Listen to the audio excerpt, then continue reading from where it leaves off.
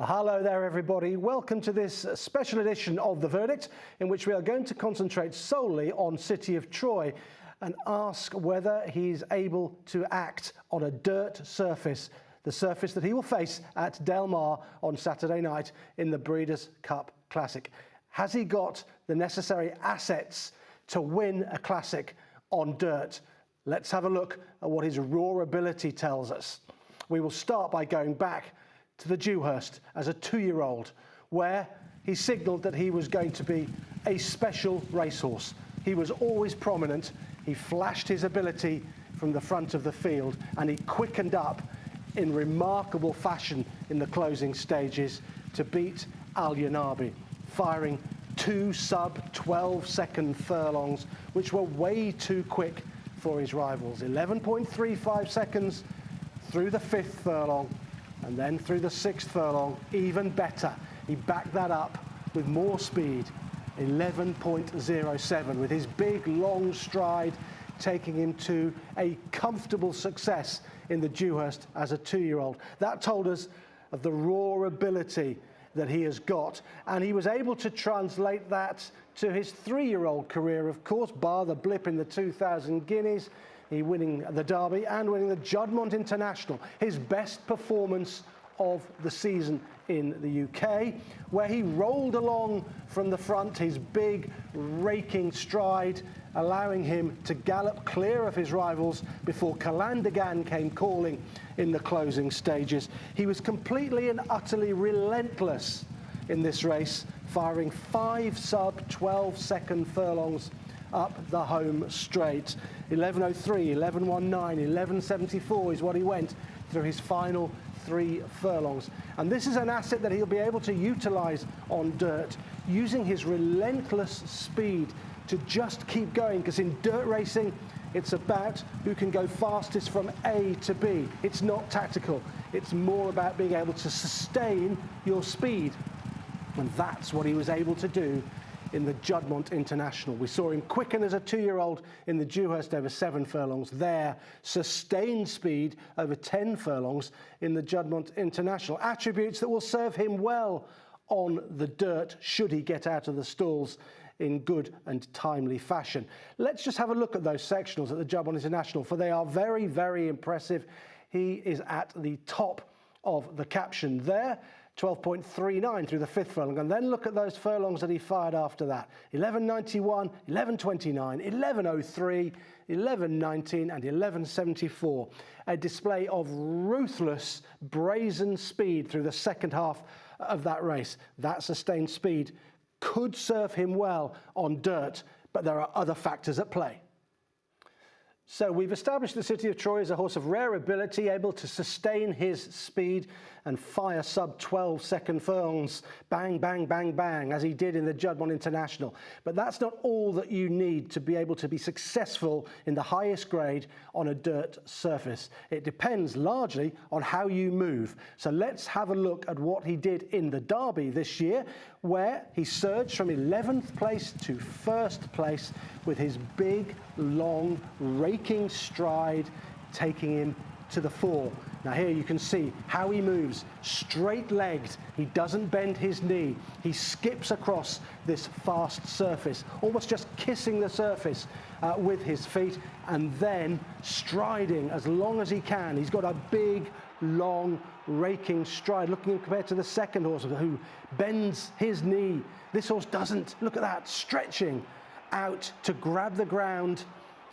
It's just about relentless galloping as far as he's concerned, as we saw in the Juddmonte International. Dirt horses have more of a rounded action where they grab the dirt because the surface can slip underneath them if they're just sliding across the top of it.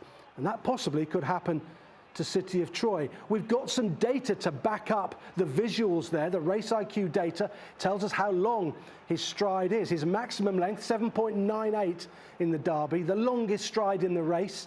His average through the 12 furlongs, 7.05 metres. He's got a big, long stride. That is massive by any stretch of the imagination. Anything near 8 metres is a big, long stride. But we can contrast that with his cadence. How quickly does he spin his wheels? How quickly does he hit the ground, bend his knee, if you like? 2.16 strides per second was his maximum, and that was 9th best in the race. And look at his average, 2.13 strides per second, 14th equal in the race. So he doesn't bend his knee and grab the ground. He stretches and stretches some more when he's in the air. Sometimes there's that other little hop in the air, and he kisses the top of the surface. He slides across it, glides over it. He's a fast ground horse. You'd really want him to have a higher cadence for racing on dirt. Let's have a look at the Juddmonte International just to back up that point once again, showing his relentless speed. And that's a good thing for dirt racing because he can just go from the stalls, fire in from there, and show that speed throughout the race. Look at this, maximum length, 8.13 metres. The best in the race, his average, well, it was just second best behind Calandigan at 7.6 metres. That's a big stride, 8.13, as he was stretching up the home straight. He's not bending his knee and grabbing the ground. He really is very fluent over the surface. He's a great mover, and no wonder he's got so much ability with a stride of that length. But he doesn't have a high cadence at all. Once again, here, very low, 2.23 strides per second, 12th best in the Juddmonte International, and his average was 11th best at 2.18 strides per second. Quite simply, he's just stretching. He's just got a big, long stride. He doesn't grab the ground, and ideally, for performing on dirt, you want to grab it. And why do you want to grab it? Because if you don't grab it, you'll slip. The ground will move underneath you. Whereas if he's racing on a fast turf surface, it's not moving underneath him. He can get plenty of help off it. He went to Southall, highly publicised, lots of people turned up. Really good PR day for the sport, this. Here he is, 3 wide against much inferior stable companions. What did we learn about him able to handle the Del Mar dirt here? Nothing is the simple answer to that, because this is nothing like a dirt surface. They couldn't put him in behind to get kickback because there was no kickback. And this tapeter surface was designed on turf structure. So the structure underneath the surface is like a turf structure. This is artificial turf. So he's loving it out there. Of course he is. He's getting loads of help off the surface. What we did learn, however, was that he's in great nick, and he had a good blow, and he had a good gallop, and he had a day out, and that's the first time we'd seen him since the Juddmonte International. That told us nothing suitability for a dirt surface. But Aidan did tell Lydia a bit more.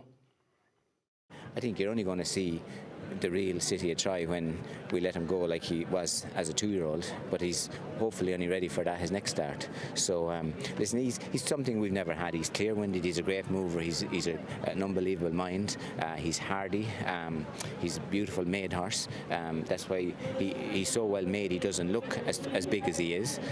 So he has all the special things that we haven't seen ever before. So listen, for us he's been so exciting all the way,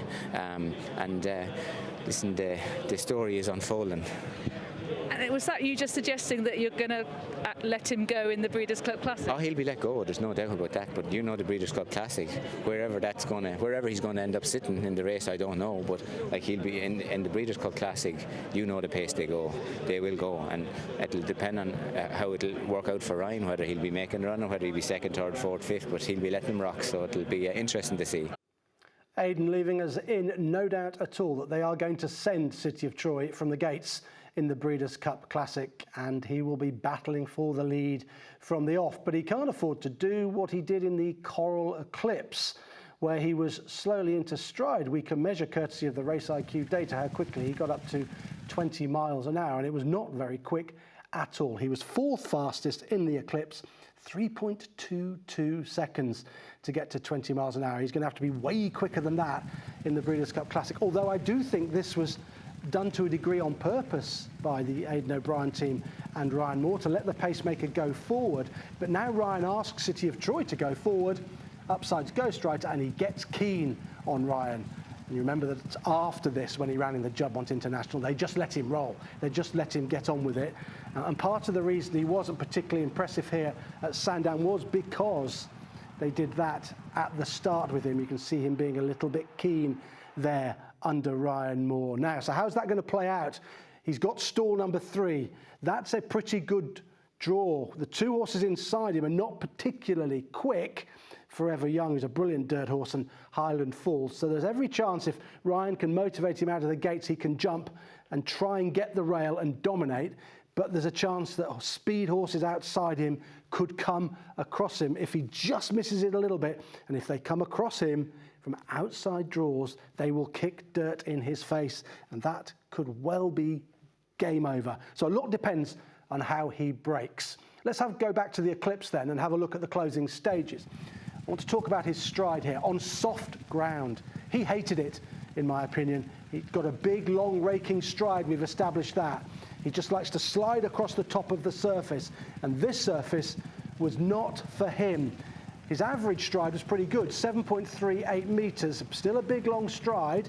He was the fastest or the longest in the race here, nowhere near as good as the Jumpman International, but his cadence showed us that he just couldn't handle the surface. He couldn't grab the soft surface, bend his knee, grab that soft surface, because he was the worst in the race. 2.18 strides per second, the lowest cadence in the race, but somehow his raw ability got him to win. You want to grab the ground on dirt, but you do so to a degree on a soft surface as well, so that you don't slip and you don't get stuck. And he was all over the place in this race because he just couldn't handle conditions, hanging badly to his right under Ryan Moore. He had a real job to get him out from in behind horses once they turned into the straight. This is not necessarily unusual. He does like to go to his right a little bit. He does hang a little bit in his races, which wouldn't necessarily be ideal in a Breeders' Cup Classic if he's hanging off the rail, allowing horses to sneak up inside him. But this was all about his cadence and stride not suited to the soft ground that he encountered, but he was still able to overcome it. Whether he could overcome it on dirt if he doesn't handle the surface, well, that's open to conjecture. Probably not would be the answer to that. He got away with it on soft ground in the Eclipse. There's his pedigree. His dad's Justify, a Triple Crown winner. The dam was Together Forever, who is by Galileo. He's got a lovely pedigree. It's a mixed pedigree because Justify was obviously a really good dirt horse, and Galileo, the sire of his dam, was a brilliant turf horse. And you know what? He's very much like his granddad. Let's have a look at them in the Derby and split this screen for you. You've got City of Troy on the right. You've got Galileo on the left. They're a similar size, and they move in a very similar way. Look at the legs. Look how they move. Very little knee curl, stretching, lengthening, big, long, raking strides, which takes them to the front. And look at their head carriages. Very similar. Both game, both stretching. That long stride of Galileo, very similar to City of Troy, taking after the dam side of his pedigree rather than the sire's side. His mum, Together Forever, moved in a similar fashion. She didn't have much knee curl either. She didn't grab the surface, but that's, well, it's amazing how similar he is to Galileo.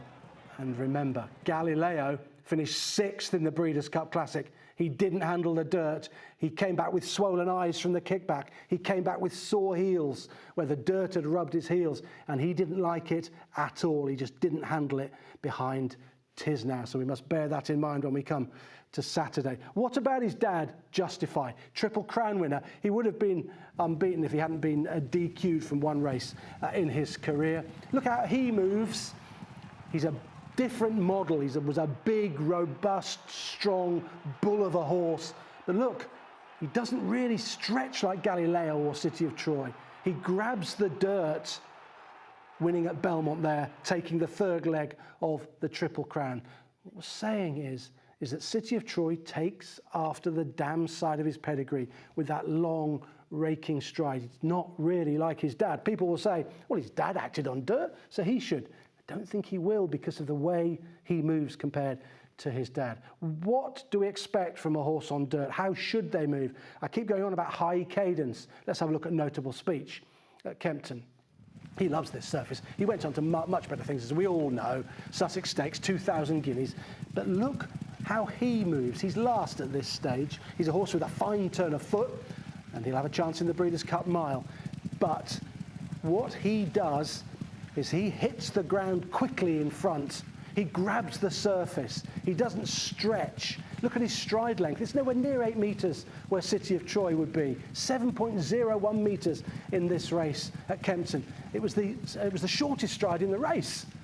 But what he does is he spins his wheels quickly. There you go, bending his knee, grabbing the ground. Fast, fast, fast. Cadence of 2.32 strides per second, which took him to victory. He would probably handle a dirt surface, for his sire Dubawi is a multi-surface sire. And you can see there, look at him bending his knee and grabbing the ground in the closing stages. And City of Troy doesn't move like that.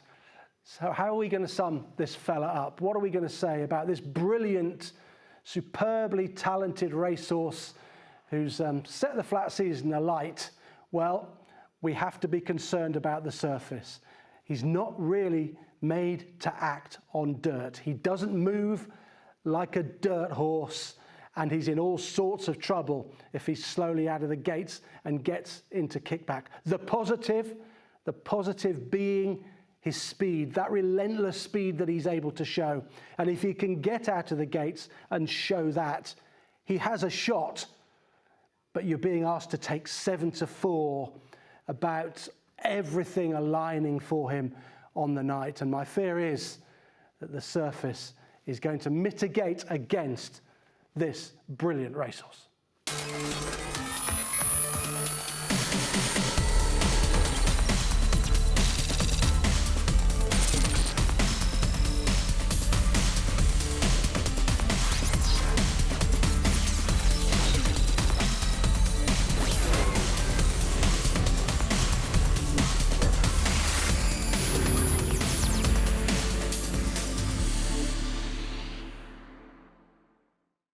It's as if we've been gone forever, but soon it'll feel like we've never been away.